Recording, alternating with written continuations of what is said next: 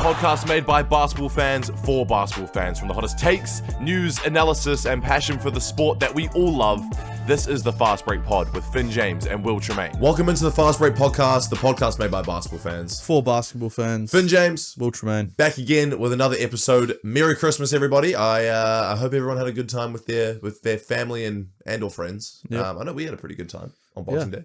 Our Boxing Day was Friendsmas. amazing. Friendsmas. Lots of NBA basketball to watch. Too much. Had the Breakers game on as well after that. Oh, yeah. So, yeah, we got our fair fix of basketball, that's for sure. We got tons. It was very, very good. But how was Christmas with your family? Was it all right? Yeah, no, it was good. Obviously, divorced parents, so got two separate Christmases.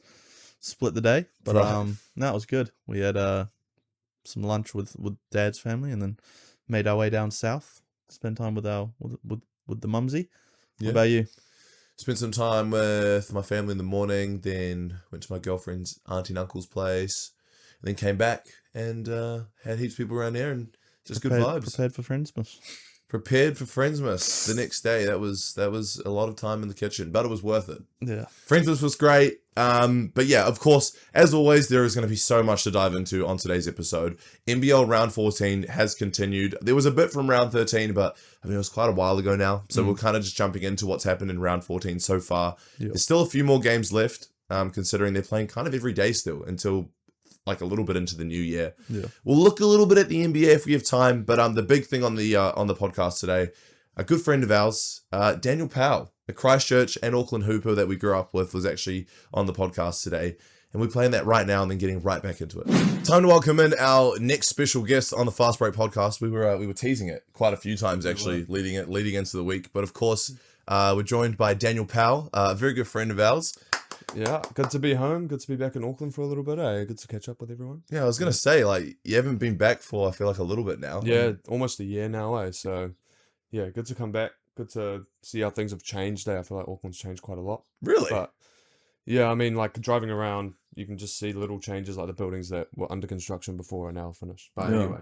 Well, welcome back to Auckland and welcome to the greatest podcast show on planet Earth. Well, that's a bit of a pleasure stretch to have you on. Watching from home, like, this background looks real familiar, but now it's all in person. Well, now you're here, bro. So, like, exactly. It's all good. You've got one of the greatest basketball players of all time right behind you there, so...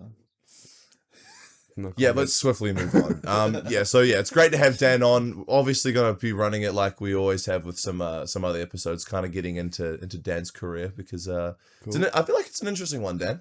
Yeah, I mean, I feel like quite a lot of people mix into what I'm doing right now where they're kind of in some sort of middle ground where they want to move on and play somewhere, make some money from it, but, not quite there as of yet. But that's okay. We'll keep trying, eh? Yeah, keep tracking on. So I guess, we'll just kind of start at the beginning, right? Like, bit of Russian heritage, I guess. Yeah, whole lineage pretty much is all Russian.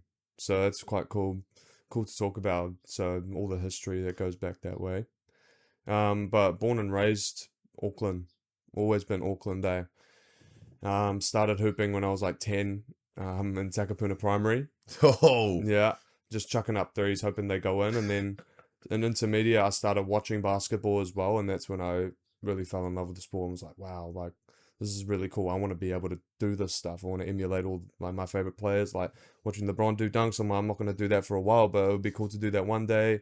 Kobe with his fadeaways. I was a big Kobe fan growing up. So, yeah, that's pretty much how my journey started. And progressed further through intermediate, and then into high school at Rangitoto College. Playing there, made the Prem team in year 11. Which was really awesome. I was only 15, yeah. So that was my first real taste of what basketball at a really competitive level was at. It was when I started competing hard and trying to prove myself. So, yeah. And I know you spent quite a lot of time at the YMCA as well with fellow guest of the show, Adam Singer. Yeah. He was down there a lot as well. Can you speak to us about those scrimmages that went on at YMCA? I actually met Adam before the YMCA. So we played basketball together at Herb's scrimmages, Herb Chang. Oh my god! At Target Road. That's a throwback. Yeah, because he was our intermediate coach. He was the first one who actually noticed something going on with me. I was accidentally just in my intermediate gym, and they had a practice. The intermediate team had a practice, and I wasn't on the team. I was just like kind of mucking around playing for fun.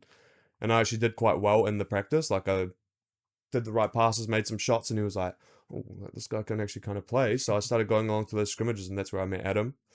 So yeah, so humble beginnings for us, but then we went to the YMCA, and that's when I met everyone pretty much. Like our whole friend group. That was a hub, I reckon. Oh Dan. yeah. Like, we've talked about Hoop 33 quite a bit on this, and I'm sure we'll get into that a little bit later on in this episode as well. But the YMCA back in, I'd say, like late high school for me, you're a couple years younger than me, but like 2018, 19, that was like a hub for young hoopers coming up. Yeah, I Especially, mean, like, it was the huge. YMCA was Hoop 33 before Hoop 33, Absolutely. right? Like, everyone went there. Everyone that played basketball on the shore went there that really wanted to, like, get better.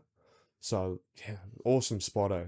Like, no matter what time you went, you'd always see someone you knew, and you'd always see someone you want to play with, eh? So it's quite fun. That was like obviously a bit before my time, before I moved to the shore, so I'm not that familiar with the YMCA. Is that like kind of what's happened with that place now? Now that Hoop 33's come along and that's where everyone goes. Hoop 33, everyone goes there. But I mean, like, they still host like games at the Y. I remember when I was still living here, maybe like 2 years ago, and Adam was like, "I'll come fill in for Dolphins. We'll have a game at the YMCA," and I was like, "Oh yeah, why not?" So like, it's still same old place, eh? Like, it's real cool, like nostalgic to go play there again, eh? Yeah, definitely. So after Rangi, I mean, actually, we'll just stick on that a little bit. You made the team in year 11. Yeah. What kind of progression did you make in the next 3 years as you started playing? I mean, I'm assuming Kenny Stone was still around at the time. Yeah. Arguably one of the better New Zealand coaches we've seen. So what kind of progression did you make in the next 3 years until you left high school? Yeah, whole 3 years Kenny was our coach. And like I said before, it was my first real taste of what competitive basketball was like. So I think that's where also my passion for the game was born. I like when I play in games, I feel like I wear my heart on my sleeve. Really passionate, really get into the game like it's no tomorrow. So that's where I think it started. I got that instilled in me, like I have to play every position like it's my last position, like I won't be playing anymore. So yeah, I mean, progression through the next 3 years, I started off as just straight up, just stand and shoot. And as I grew, I started going through a bit of a growth spurt and got a little bit more athletic. Changed quite quickly how I played the game, and my minutes changed as a testament to that. So yeah. Okay, so after you finished at Rangitoto, where did you go next? What was the next step? Was it North Harbour? Yeah, so played for North Harbour pretty much. I think under 14s was my first ever year playing for North Harbour. Under 14 B team, and that was run by another awesome coach, Tony Webster. Oh, yeah. He was my under 14s coach. So like an awesome coach, pretty much nationwide renowned as an established coach. So it was good to learn from him. Also, kind of instilled some things in me about the realism of basketball. Like, I don't know if it was great for an under 14s team, especially a B team, but he'd play our minutes according to who needed to be on the court and like different lineups like that. Whereas like, maybe if you look at an under 13s or 14s team now, it would be like, oh, everyone plays half a game each. But no, that team was like, you can play 40 minutes, this guy's going to play 0. So it was Back then? Yeah. Wow, okay. That is crazy. It was crazy for that age group, but I think it was like a reality check. Like sometimes I'd be the guy playing 40, sometimes I'd be the guy playing 0. I'm like, damn, okay. Well, it was like a knock to the head. Like I gotta, be consistent when I play so I can actually keep these minutes. But anyway, yeah, from young we started there, moving into like under 17s and 19s and stuff. It was run by quite a lot of different coaches that are quite established. Under 19s, I played 3 years of that because of the eligibility change. Yeah. They changed it from under 19s to 19 and under. So first 2 years we had Vince Manjarius. He's Great man. Yeah, really good coach, really good guy to talk to. He's back in America now, but man, he made me believe in myself a lot more. He talked me up like quite a lot. Not talked me up, but like told me how good I was doing in certain areas, how I could improve in certain areas, which is what basketball is all about pretty much, I think. Yeah, so it was quite cool. Do you think playing at North Harbour definitely shaped you into the type of player you are now? Somewhat, yeah. I think what really shaped me to playing how I am now is seeing all the players around me as well, like things I could pick up from them. So you could see like great shooters around you. You're like, okay, I got to be able to shoot excellent to be good in this team. You see people real strong, real athletic. You got to work on that as well. So I think overall playing for North Harbour, um, along with getting reps up in games and stuff, also is like you got to look around you and see what you could improve on to take the next step up over someone if you're trying to earn a spot. So moving on to present day, you're now down in Christchurch. Mhm. Can you speak to us about like the differences of basketball down there in Christchurch? What sort of, obviously up here in Auckland, you got 33 just at your disposal. You got the men's leagues and stuff. Yeah. What do you have as sort of equivalent to that down in Christchurch? Yeah, basketball here and in Christchurch is so different. So different. Like you going through the reps, like from Harbour and stuff, you can see that Canterbury plays a little bit differently. Otago plays a little bit differently. Like all the styles of basketball are pretty different. And how it's run there, they've got a league ranging from under 13s to men's prems. Even like Div 1 and stuff like the older teams.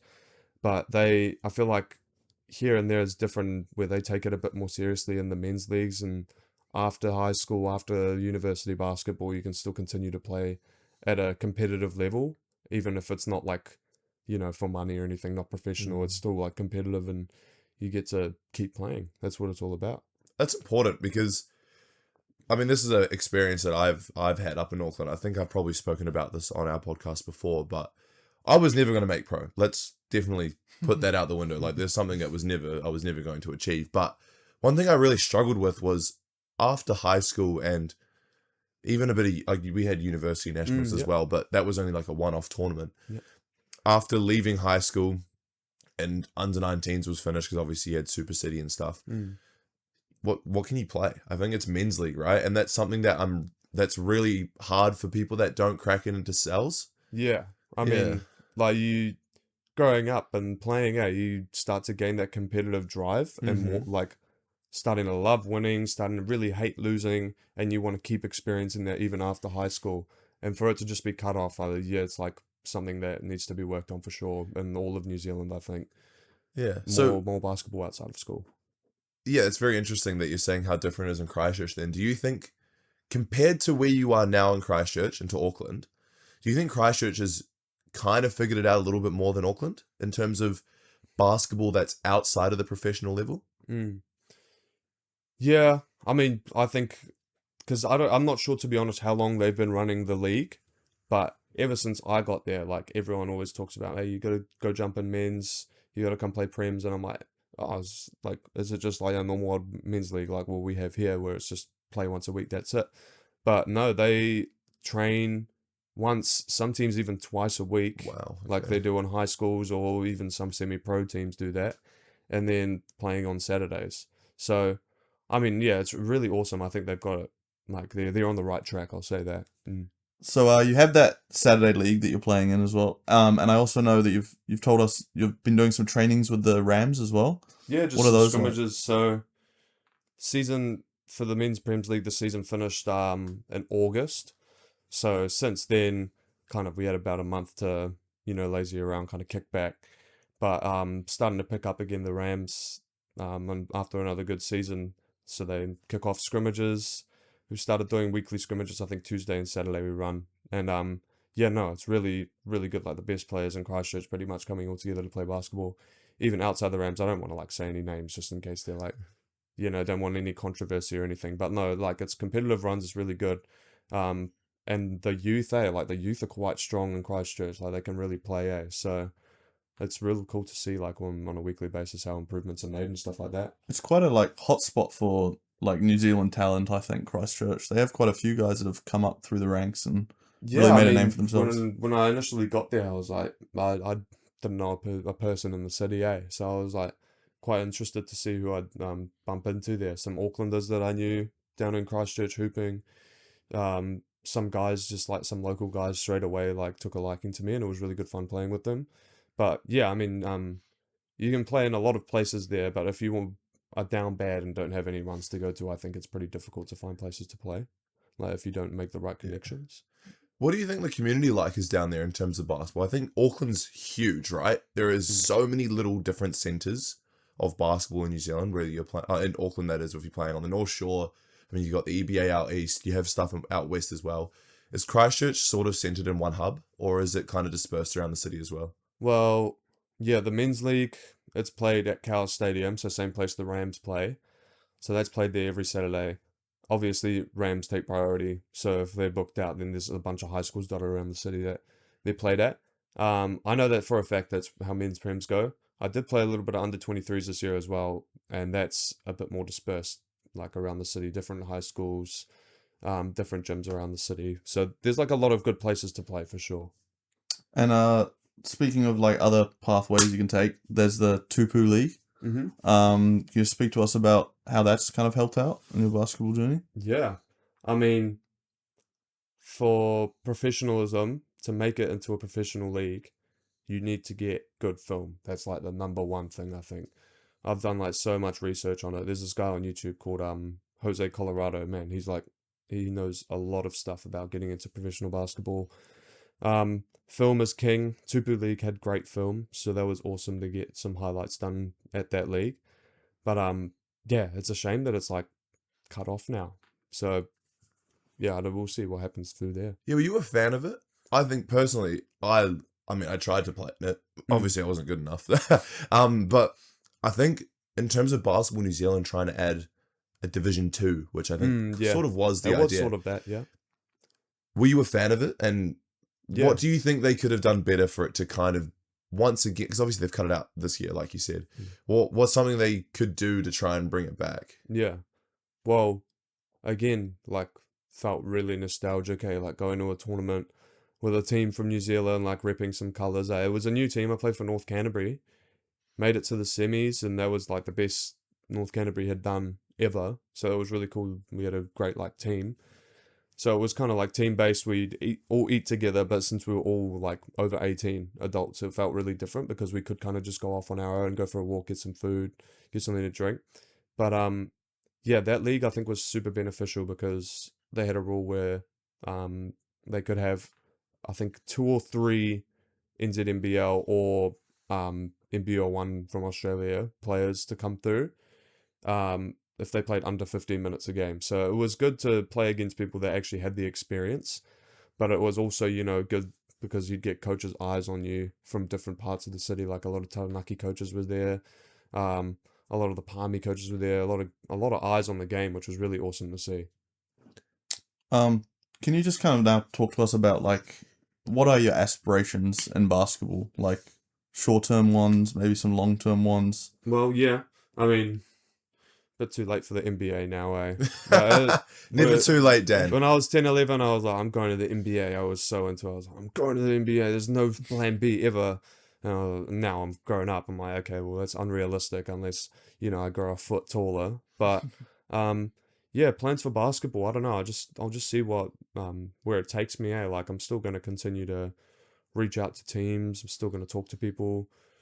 You know, like I could use my wasn't want to talk about that. I could use my European passport to get places. That's something that's very important that people actually should know, that they can get onto teams in Europe if they really want to have that OE and play like as a local, which is I was awesome. going to say, does that, you having a Russian passport, where does that mean you can play anywhere in Europe as a local rather than import? Right. So I think it's called Bosman A and Bosman B. There's 2 sets of passports. So if you have a German passport, I think you fall into like a country of like 11. You fall into a place with like 11 countries where you can play in any of those 11 countries as a local. And the Russian passport is a Bosman B, and it's the same thing. It's like 11 different countries where you can play as a local. But I think the European Union may have changed the Russian passports rule because of the stuff going on there. No. So it's a bit unfortunate, but like still, it's really good to know that information, especially if you're like if you're an NZ European and you have that stuff on you. Yeah. Like you can actually go quite far just by using random tools. Like you wouldn't even think of that, right? If you wanted to play overseas, right? Yeah. Well, have you dealt with any teams over in Europe in your recruitment process, I guess, and they were kind of surprised that you had something like that? Have you spoken to anyone or like an agent or anything? It's pretty funny when you contact agents. I got contacted a numerous amount of agents, and you're like, "Hey, I'm from New Zealand," and they're like, New Zealand, like they don't even know where New Zealand is, right? And then you're like, hey, I also have this Russian passport, I have a European passport, so could you help me out? And it instantly becomes a talking point. But I feel like in New Zealand, how it's all set up is you have to be extremely good at basketball if you want an agent to contact you, a team to contact you. I think if you're in a situation like mine, or not even much better than me, like if you really want to get onto a team, you have to do a lot of the work and contact a lot of people or make connections. Definitely. Yeah. And have you found it hard? Well, I mean, if you have the time, it's not too difficult. Like there's a lot of resources that you can just get on your phone even and do, or like your laptop's good. Like you can find a lot of things out if you just literally go on YouTube, like everything else.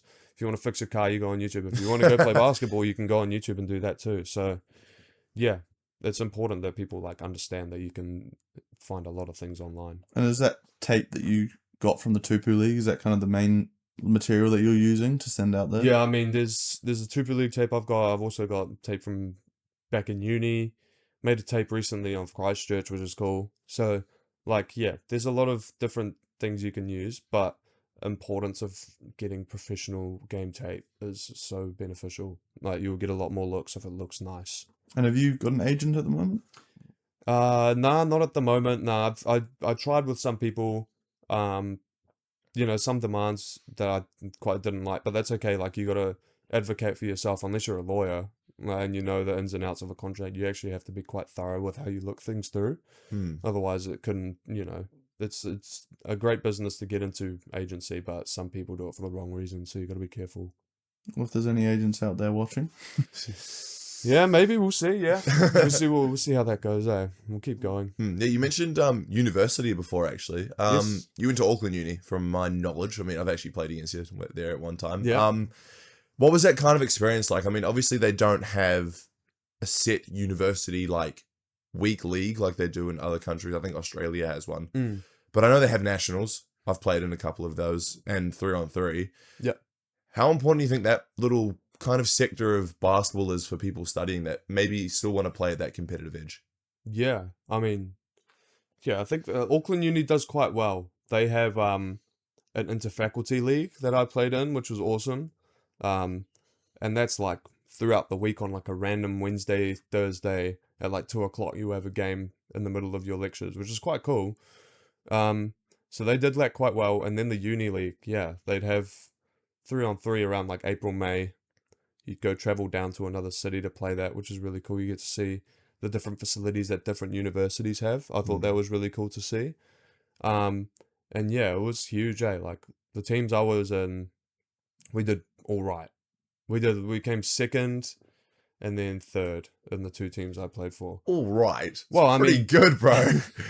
Yeah, fair. But I mean, like, it's one of those things where you're like, oh, I wish I could take that game back. I wish I could have done this. I wish I could have done that. But that's what basketball is all about, Like, you think about all the mistakes you could have fixed, and then you just do the fixing in the next times you play, right? So it's all about improving. Do you think that was it was important for you to play in that team while you were studying, like to just keep going? Yeah. I feel like playing for uni really boosted my confidence because I got a bit more of a role playing for my two uni teams. And then when you saw the numbers going up, you're like, oh, I'm actually doing a lot better. I actually think I'm doing quite well.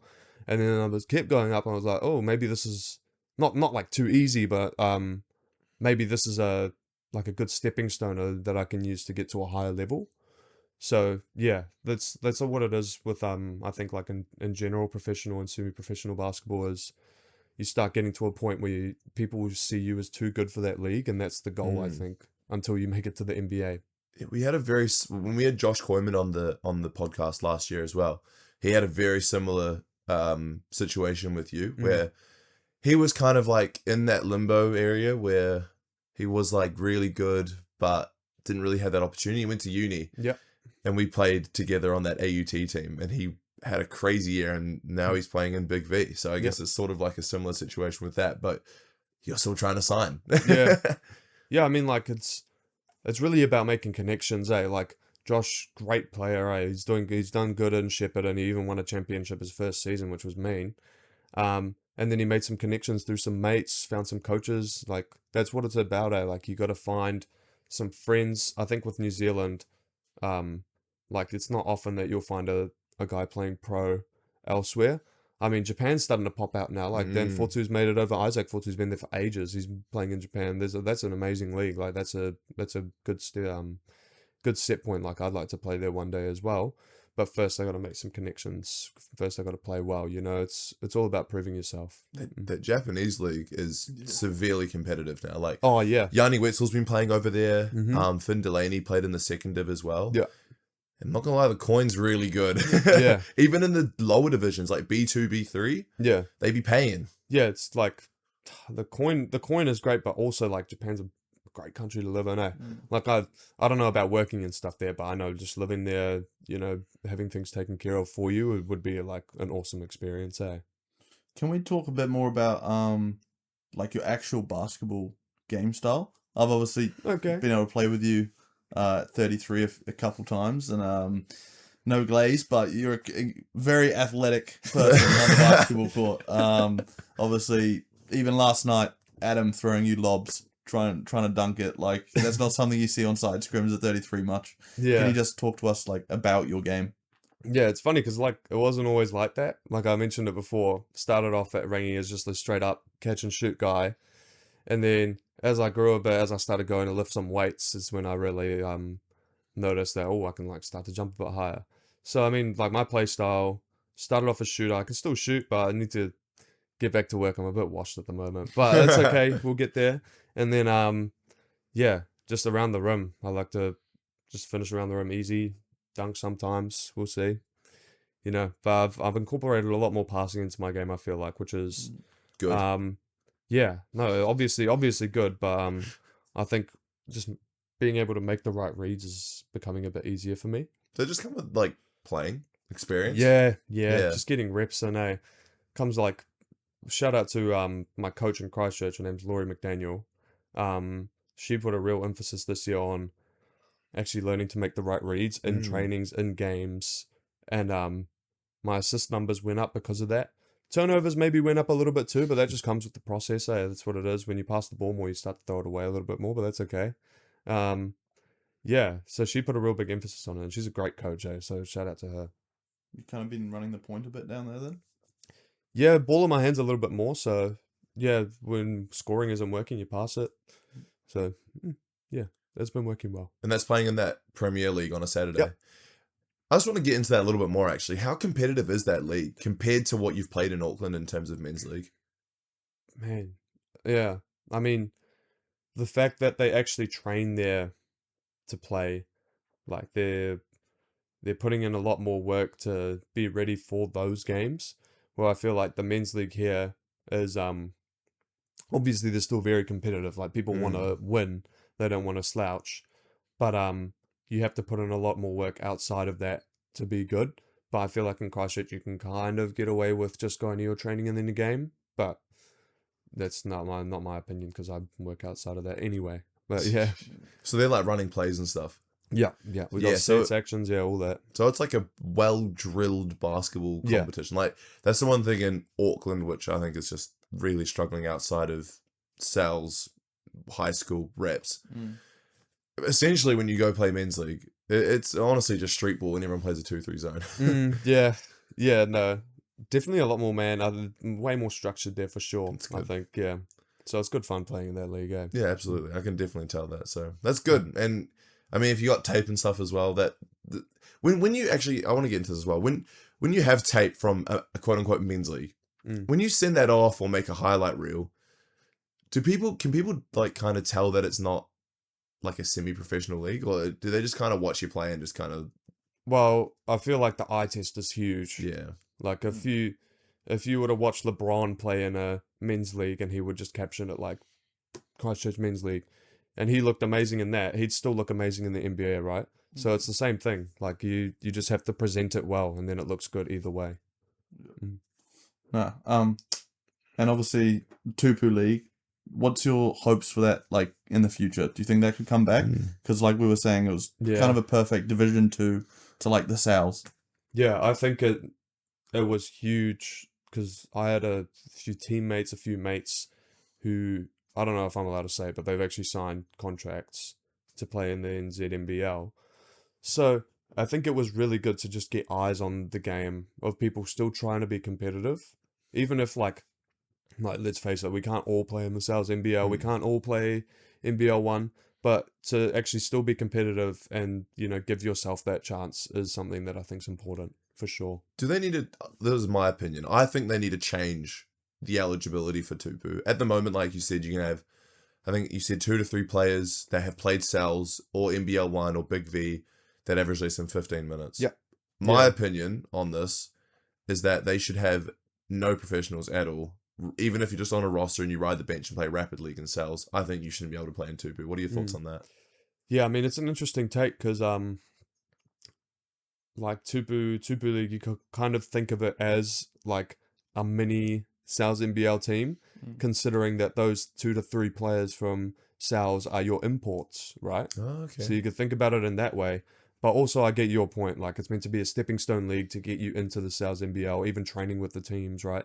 So it's really, I think either way it will be beneficial because you could still, like I said, get that film, like just get your name out there, eh? Like that's what the whole thing with it is, make connections. I think there's potential. I think BBNZ just need to reevaluate it and potentially bringing it down for 1 year. Maybe next year they don't run it 2 and just trying to like, I guess perfect it is probably the best way they can do it because realistically, Tupu League could turn into like arguably the perfect Division 2 for hoopers that just can't crack Sal's, can't crack NBL 1. I think that's just something the country's lacking. Especially with like how there's only the, like after school you've got uni, and then it's kind of like you said, uni or Sal's, like, and men's league. With Tupu, that's like another option for people who might not want to go to university. Especially when you are in a city like Auckland that has Wednesday night men's league where you get together your boys and play in prems against, you know, Casey Frank and Dylan Boucher and and like, you know, we just rock it up and playing like there's not that like there's not that middle ground. True that. I mean there's many ways BBNZ could take it, many options, so we'll only see, time will tell. Well, thank you very much for coming on the show, Dan. It's been thanks for having me, fellas. Very grateful. We wish you all the best with your basketball journey. And I'm going to leave you with this. We ask every guest that comes on the show this. I have a feeling I already know what your answer is going to be. But I just want to keep a tally of it going forwards. MJ or LeBron? Who's your GOAT? Or anyone else? LeBron!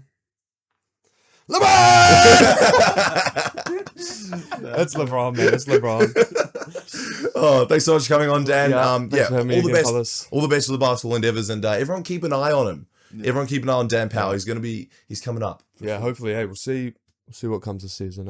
A big thanks to Dan for coming on the podcast. I really enjoyed chatting to him actually, and just catching up with the bloke. Good friend of ours. He lives down in Christchurch now, so we don't get to see him as much. No, it's great. Actually, like hearing in depth his story in basketball. Yeah, it's so interesting just hearing the stories from, you know, childhood up to where they are now with all these guests we had on, Dylan, Josh, Dante, Tane.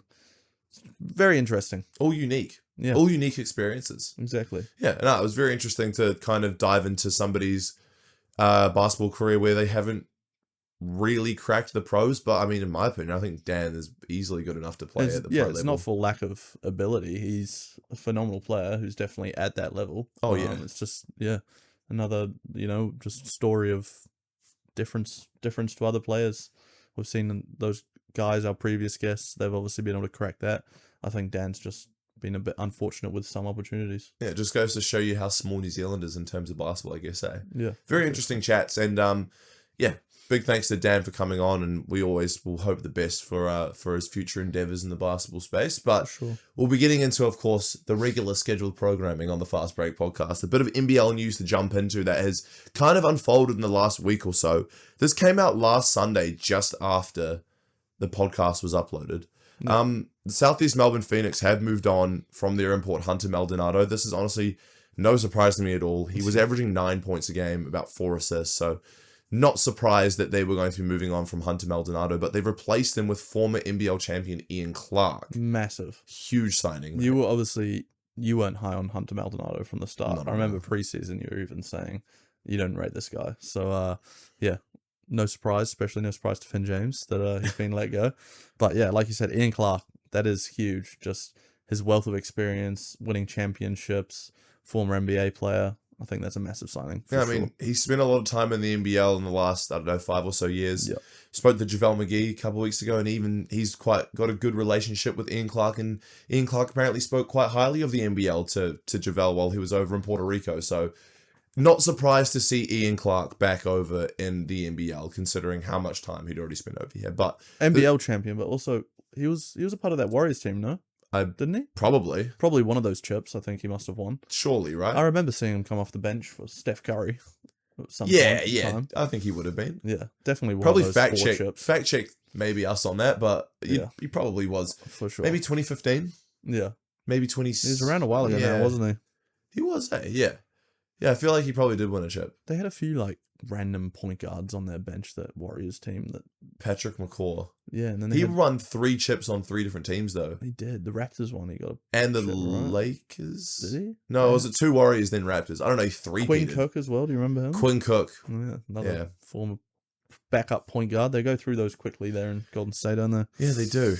Bit off topic anyway. Yeah, but very much so. Thoughts on this pickup for Southeast Melbourne, though, who look like now the better team in Melbourne, just quietly, and we'll get into that a bit later with how much Melbourne United has been struggling post-international break. But Southeast Melbourne pickup yet another very talented scorer to add to their roster. I mean, yeah, massive. Like, no shade to Hunter Maldonado. Obviously, he's still a great basketball player to be in the NBL, but Ian Clark just brings like a different level of, how do you say it, ability, experience to a team that's obviously going after a chip this season. So I love it. I think he's going to work perfectly there. Be interesting to see if they. Do you reckon he starts, or they bring him off the bench? I think he might come off the bench. Yeah, well, Hunter Maldonado did start on the bench for a majority of the season. I mean, you got Nathan Sobey running that one That's guard. what I'm Where's thinking. Awandu at the 2-3 sort of, and I Geordie think Clark Hunter. could kind of run that bench unit. I think that would be a really good place for him to come. Yeah. Kind of run that bench unit with Angus Glover alongside him as well, who's been a really key piece for Southeast Melbourne. But I don't know, Josh King and Southeast Melbourne look very scary. Obviously, Adelaide's kind of running away with this regular season. I think they're going to finish clear-cut number 1 in the NBL. But, No, for sure. I mean, Southeast Melbourne will make a pretty good push for second at the moment, considering United's kind of falling a little bit since the international break. But this is a huge pickup for Southeast Melbourne, and this is going to be, just like you said, a wealth of experience to take into playoff NBL basketball. Yeah. And speaking of Hunter Maldonado, he's not out of the league though. He's been signed to the Brisbane Bullets. Yeah. So a bit out of nowhere.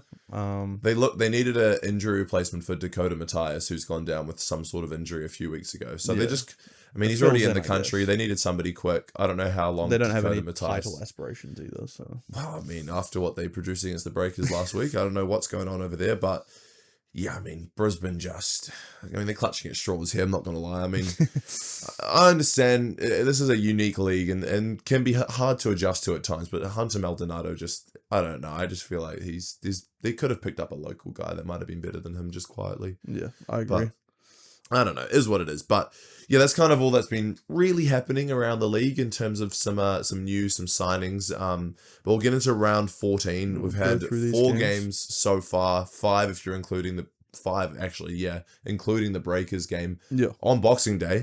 But it all kicked off on Christmas Eve for a Ignite Cup round game. Obviously, that was a Wednesday. This was the Adelaide 36ers against the Cairns Taipans, and I think Cairns are starting to get a bit of a reality check after Jack McVeigh scored 47 against us. Yeah, they lost by 20, 93-73 to the Adelaide 36ers in favour of an expected scoreline here, realistically, going up against the best team in the league. Bryce Cotton, as we say in every single game that he's played in this season, probably 95% of the games he's been the best player on the court. He finished with 22 points and 11 assists. 26% from the field, Finn. Yeah, but you're going to get that because it's Bryce Cotton. He's going to get his shots up regardless. Yeah.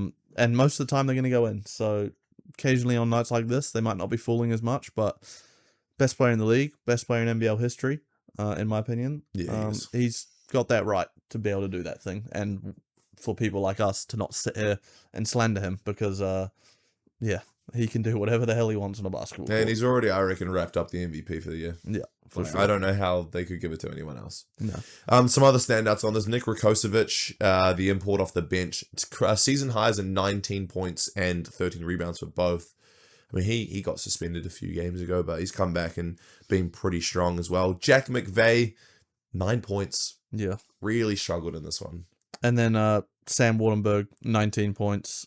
He's looked great since he's come back for Cairns. Just warms my heart. Yeah, I'd love to see him in a Breakers jersey, man. I mean, he's a free agent at the end of this year. So is Sam Menenga as well. So if we're going to lose Sam Menenga, Sam Wardenberg wouldn't be the worst replacement in the they're world. going to be worth quite a bit of money. If we could get both of them, imagine that. Oh my gosh. Twin Towers. Twin Towers. You wouldn't even need an import big at that point. No. Yeah. I mean, they're both better than Rob Baker. Oh, no question. Yeah. Yeah. That'd be awesome. Yeah, that's got to be a rare stat for that. Like, I feel as though almost every team has an import center or power forward. One of the two is usually always an import. That would be quite unheard of to have a Sam Menenga, Sam Wardenberg front court for the Breakers. Sam squared. Oh my god. Sorry. But I mean, we're just manifesting things there. I'd love to see it. I would love to see it, man. That'd be so good. That's like the Tall Blacks backcourt right there, in my opinion. I mean, Tyrell Harrison as well, obviously. Yanni Wetzel as well. Oh yeah, Yanni as well. Yeah, fair point. Wouldn't Christmas Day basketball in the NBL this time around. Yep. And Sydney got it up over the Illawarra Hawks. They've just looked... Sydney have been the best team since the international break. Illawarra just continue to struggle. Sydney got up 108-84. Like, this was just an absolute blowout on Christmas Day. They've figured it out, Finn. Like, that was kind of their problem early on in the season. They just looked like a new team, fresh faces, but they're really starting to figure it out. And you could tell early on from the start of the season that if they figured out with the talent that they have on this team, that they were definitely going to be one of the best teams in the league. And I think with this current momentum that they have going into the playoffs, which they're almost certainly going to make, definitely dark horses for sure. Yeah, I think this is something they struggled with last year, right? Just too much power. And now that Kendrick Davis and Xavier Cooks have sort of, I feel like, taken the reins, maybe? Yeah. Looking like Batman and Robin. No, definitely.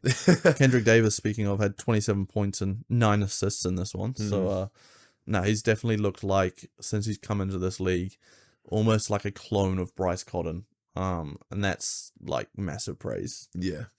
Obviously, you know how highly we speak of Bryce Cotton, and Kendrick Davis is definitely the closest thing to him in the NBL. So, I mean, with someone like him, and then Xavier Cooks, who's one of the best local guys in the NBL, kind of been struggling to figure it out, but he seems to be finding his footing these last few games. Like you said, Batman and Robin. Don't know if there's a better duo that can stop those guys come playoff time. They're very scary. Paired with Daly as well, just kind of there to gather the troops up. Yeah, you know how it is. How it is. But yeah, that was a very, very good game from Sydney. And just Illawarra, man, I don't know what's going on there. I had them really high going to the season. I thought JaVale McGee, Will Hickey, I don't know, those two I thought were going to be the best duo in the NBL, and I think at times they are, but Illawarra I honestly think this season might be over. Yeah. I mean, It's coming to JaVale that had point. 20 in this one, but again, big loss. I think it is maybe looking like a wrap up of the season for the Illawarra Hawks. It's crazy. Hopefully not. Would obviously love to see your good friend JaVale McGee in the playoffs, Finn. Yeah, good friend. That Good would friend be of the show. very entertaining. But yeah. Yeah, and I mean, he's still playing well, to be honest. His stats are great. He's been a very dominant player in the NBL this year, but the rest of the team just can't really figure it out. But yeah, we'll move on to Saturday. Oh, well, not Saturday. Friday night was the Breakers game on Boxing Day. But if we look at Saturday, Saturday night, Brisbane Bullets and Melbourne United produced absolute cinema, which is something I would have never thought I would have said, considering what's unfolded with Brisbane in the last, few months. But they did go down 87-92. United did get the win, but this was a very interesting game. Melbourne led as big as 17 points in the third quarter. Yeah. Brisbane came clawing back on the back of some absolute brilliance from Tyrell Harrison, Terry Taylor, Javon Freeman-Liberty, just having an absolute field day. They actually led by 4 points in the fourth quarter. They'd had a 21-point swing. No, Couldn't believe it. It's insane. Look at the score. Like, no one thought this game should be this close. But Brisbane, man, finding a way to keep it close in some of these games, and we kind of wrote them off last week, said their season's over, but they've kind of like come out and gone, hold on now. I mean, I still think it's extremely unlikely, but they're doing all they can, and Tyrell Harrison is definitely putting that team on his back. 23 points, 11 rebounds, and 3 blocks in this one. You mentioned him, absolute beast. And then Javon Freeman-Liberty, who obviously had a crazy story this season in the NBL.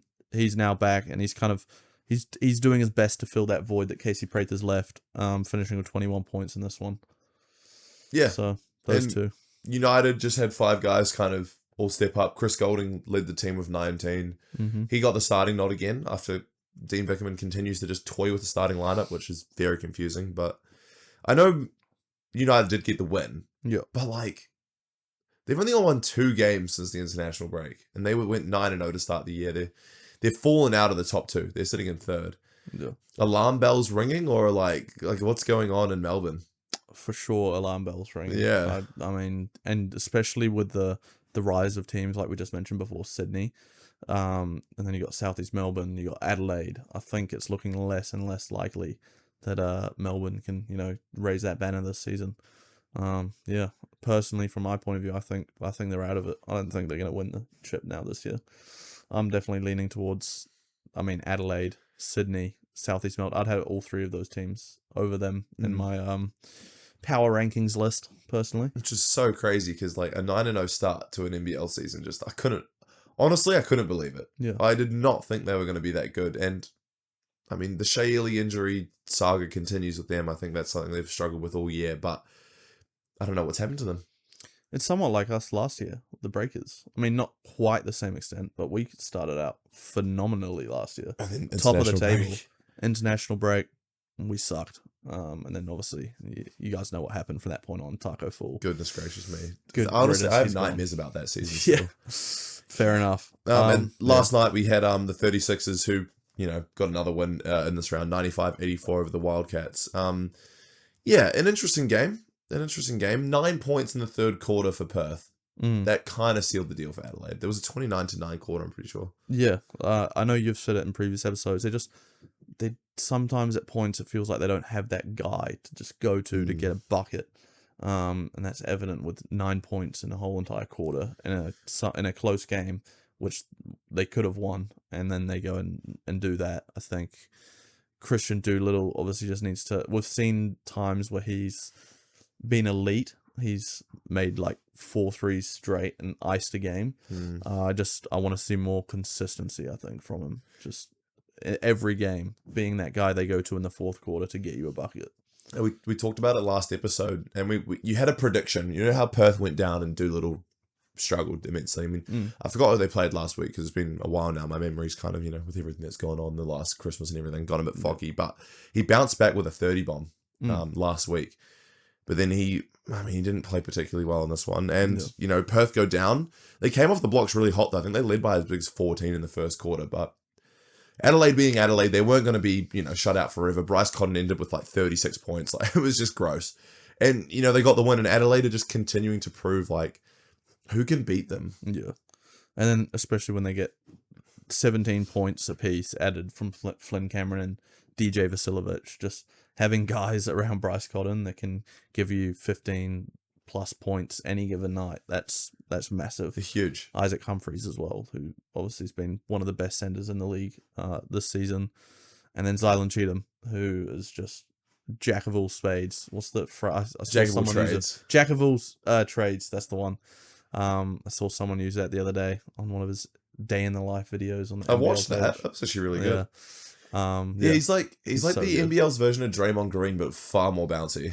Yeah. Like he can go for 25 on a night, but then he could also get you a near triple double with like 10 points on a night. Yeah. He can give you a bit of everything, but this Adelaide team's stacked. This Adelaide team's scary, but that's all that has happened in round 14 so far, apart from the Breakers game, which we'll get into quickly. But something I wanted to highlight, which it was Monday last week, so we didn't get to cover it on the podcast, but this just was a tough watch for the Breakers as they went down 99-85 against Brisbane in Brisbane. This was just this is on the back of Jack McVeigh having 47 points as well. So we went from having 47 dropped on us in Cairns and losing to Cairns, which honestly shouldn't have happened, to being dominated for 40 minutes straight by Brisbane, who had so many injuries. Sam McDaniel and Tane Murray were ruled out just before the game.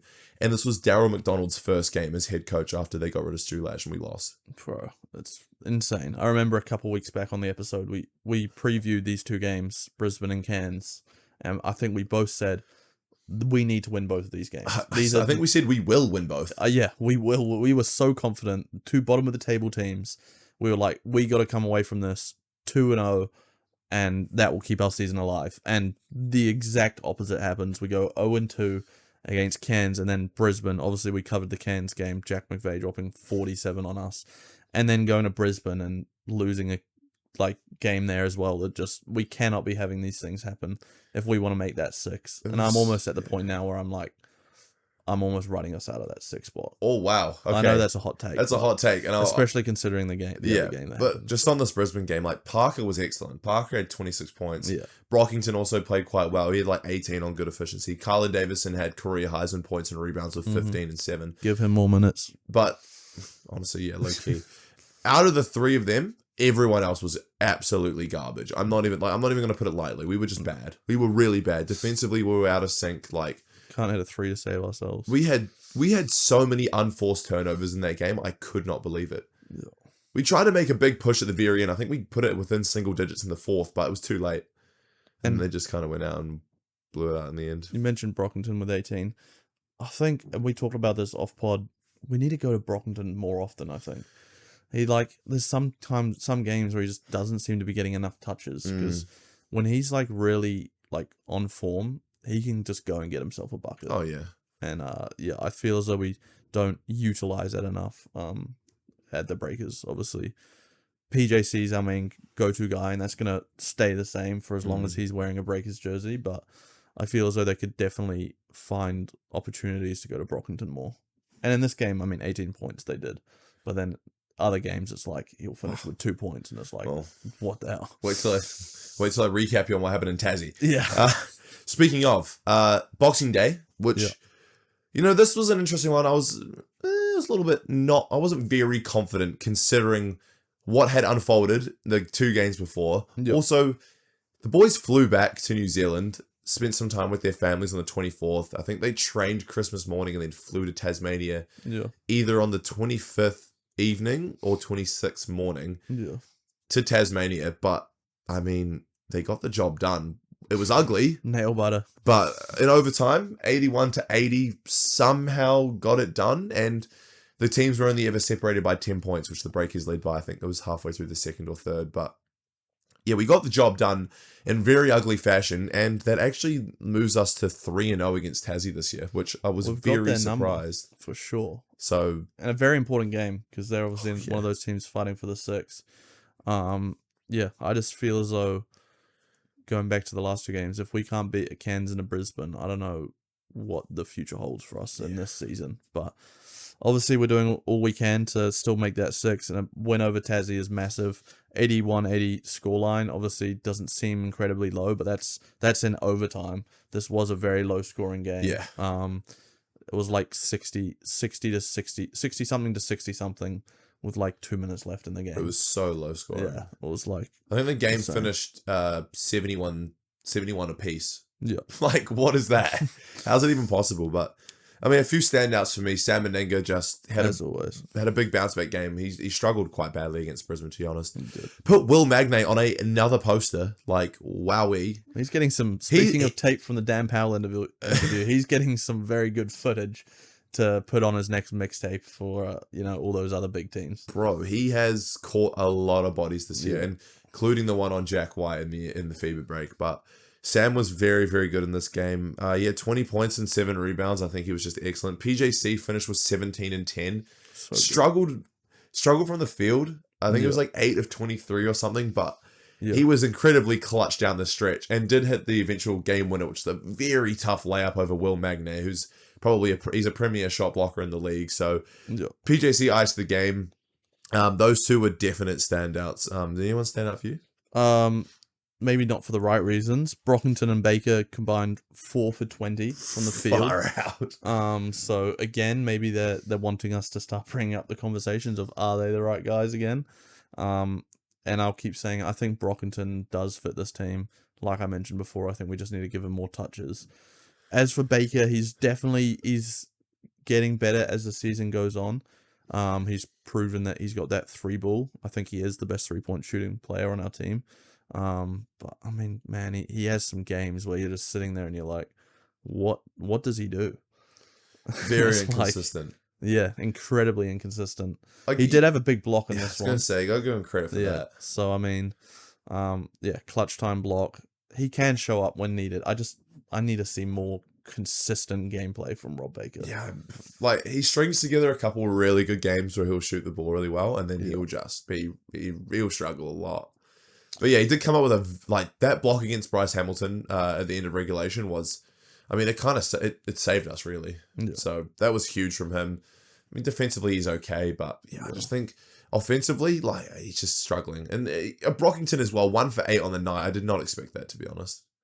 Sorry, back on the Rob Baker point. I think defensively, he's I feel as though he's too small to guard bigs, and he's too slow to guard wings. Yeah. So I feel as though he's kind of stuck in a middle ground, because there was a lineup at some point this season where he was playing the 3 for us. That's crazy. I think it was, I can't remember which game it was, but we had Southeast Melbourne. We had Rob Lowe, Sam Menenga, Rob Baker at the 3. And it was like, 3s are just going to cook Rob Baker. No offense.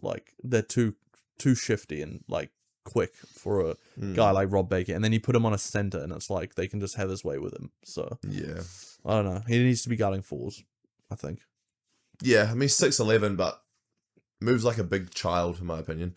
I'm loving the bits though. Kareem Lopez finished with 13, bit of a bounce back. He's had some yucky games recently, but this was a good performance, and he got the assignment of Bryce Hamilton a lot in this game. And I know Bryce Hamilton did finish with 23, but I had it written down here. He shot 8 of 23 from the field. So Lopez did a pretty good job on Bryce Hamilton as well. He's going to find a way to get that 20 points though every game, isn't he, Finn? Death, taxes, and Bryce Hamilton 20 points a game. We should make some merch for that or something. Well, that would sell. That would sell. But yeah, back on the Lopez point, I think as much as I've been a fan of watching him this season, I think you can't deny the fact that, all in all, it's kind of been a down season for Kareem Lopez in his draft stock. Obviously, going into the season, he was projected 6. Oh my god, I said it. The number 6 pick, or 7th. Number 6 or 7th pick in the NBA draft. And now I've seen him falling outside of the top 10. So obviously, I mean, the GMs and the scouts don't lie. If that's what's happening, then obviously they're not loving his tape as much as maybe from last season, which is unfortunate, but I still think he's got insane potential, so I'm definitely not giving up on Kareem Lopez. I think you make a very good point that you've made, I think, in previous episodes. He's an elite 3-point shooter now. He's above 40%, and defensively he's excellent because he's an athlete. He's 6'7", 6'8". But I think you've brought this up before. He doesn't really have a bag. No. And I know he's very young. He's got an interesting build. He's quite long, athletic, and quite wiry, and he has a lot of potential. But at the moment, his shot creation as a player just isn't really there yet. And I think that's something he can develop into. But he can also make an absolute living off being a 3-and-D guy anyway. Oh, yeah. So if that's what he wants to do, then cool. But I don't know if does he fall out the lottery? Possibly. Yeah, I think so. Because I think teams are going to look at him, and I don't want to say this in case 10 years from now he completely makes me eat my words, but I don't think he's ever going to be a guy who averages more than 15 points per game in the NBA. Oh wow, okay, that's fair. He's not going to be a number 1 or a 2 or a 3 option on a team. I think he's going to be maybe at best I don't know who's a good comparison, Aaron OG Wiggins. Anunoby or something, or that's at best. Yeah, but more likely just a 3-and-D wing like Zachary Reese-Shea, who you mentioned in previous episodes. Yeah. I don't think he's ever going to be a go-to scoring guy. Yeah, But it's who interesting. knows? I hope He I'm has so proven much wrong. potential, though. He does, It's actually he does. crazy. He's a pure athlete as well. Yeah. But regardless, this was a big win for us, and it is Yeah. good to see Kareem kind of on the right page again. He's had a few bad stretches, but I mean, he's 18. He's going to be inconsistent. But this is a big win in hindsight. If we look at the table now, Adelaide sit atop at 17-4. They're 4 games ahead of Southeast Melbourne, who are in second. Like, I think they've almost got it wrapped up. That's their spot. With about, 12 games remaining? I think Adelaide definitely have it locked in. I don't see how For sure. anyone's going to beat them. Melbourne United do fall out the top 2. Southeast Melbourne have played 3 games less than Melbourne United, though. But I think obviously Melbourne United's winning percentage is less. But I think this is kind of evidence to show that Melbourne have seriously been struggling. I think Southeast Melbourne might lock up that two spot pretty soon. I think that 1 and 2 is going to be looking like that come the end of the Sydney season. are right on their tail.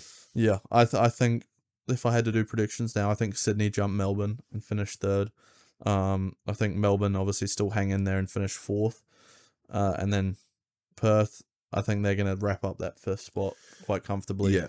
And the 6th seed is obviously where all eyes are pointing between the Breakers and Tassie. It's kind of where it is at the moment. Illawarra are slowly falling away, and I mean, they're going to have to turn it around pretty fast. And oh, Jesus. Bless you.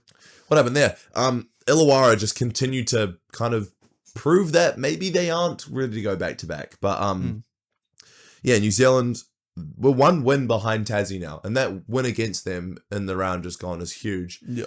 And now we have Perth this week in round 14, round 15, January? sorry, which is it's on the 4th of Jan, so we've got a week, quite a bit of time off. Yeah. And it's at home as well, Spark Arena, Sunday 4:30 p.m. I think probably you and I will probably get down for that one, We'll be but heading there. this will be a very, very important game for standings. Yeah, 100%. Big game. We'll be there. It's been a while since I've been back to Spark Arena, so It's been so long, eh? yeah, it's going to be great to go back to another game and make use of those media passes that we've been so blessed with. Go catch up with our boy Pateri Kopanen. Been a while. Yes, and you'll see us in those press Press conferences We'll have- afterwards. Actually, yeah. Speaking of next episode, which I mean, yeah, it's next Monday the game. Yeah, Next Sunday we'll have some Sunday. press conference content for you guys in the next episode from myself and probably Pateri Kopanen. So yeah, looking forward to that. We haven't spoken to him in a long time, so maybe we'll have some hard hitting questions for the bloke. exactly. As always, guys, thank you for tuning in. We hope you liked that interview with our good friend Dan Powell. I'm sure. I mean, we definitely did. So yeah, make sure you show some love. Apologies we Thumbs up. couldn't get some NBA for you guys into this episode, but it was just too jam packed. Yeah. But yeah, looking forward to hopefully the Breakers getting another dub. See you guys next week.